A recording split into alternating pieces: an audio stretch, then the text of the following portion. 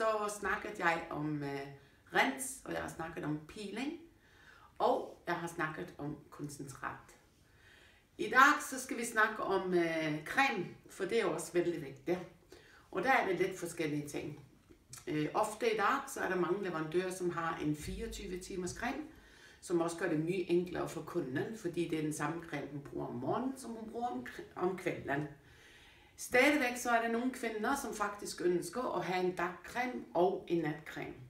Og forskellen på de to cremer, det er ofte, at en natcreme den er mye mere kraftig, mye rigere i konsistensen, fordi om natten, når vi sover, så regenererer huden sig selv. Den prøver på en måde at reparere alle de skader, som den er blevet udsat for i løbet af dagen.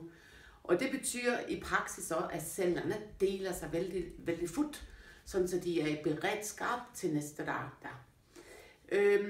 Og der er der mange kvinder, som liker at have den her lidt rigere creme. Men der er vældig mange kvinder, som også faktisk synes, det er dejligt at slippe at have to cremer, en dag og en natcreme, men ønsker på en måde en 24 timers creme der. Creme er vældig vigtig, fordi at når du er færdig med at rense og pile, du har taget på koncentratet, så vil du mærke, at koncentratet penetrerer direkte ind i huden, og ofte kan efterlade huden, så den føles lidt stram og lidt tør. Og en creme, den jobber mye mere overfladisk i ansigtet. Den har selvfølgelig også en effekt i huden, men på ingen måde i nærheden af et koncentrat der.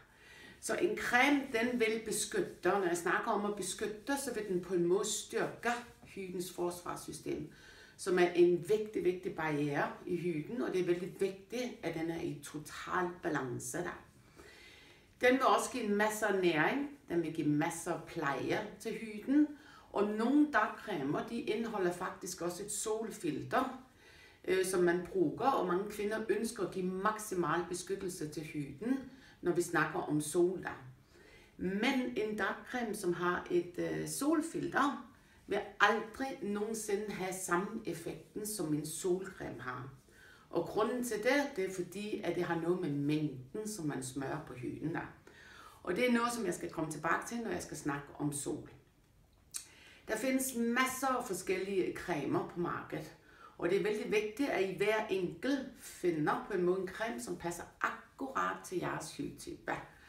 Og for at få den rigtige creme, så lønner det sig at gå til en salon, eller igen et vældig anerkendt parfumeri, som virkelig har den her erfaring og kundskab for at foretage en hudanalyse, for at finde ud af, om du ligger mere på en normal tør, eller du ligger mere på en normal hud over en fehud, som har en høj talgproduktion.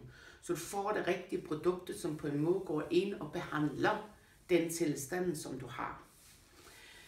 Så er der også vældig forskel på, om du køber en god anerkendt creme i et parfumeri eller en hudplejesalon, eller om du går på Rema eller Rimi eller en martbutik og køber en creme.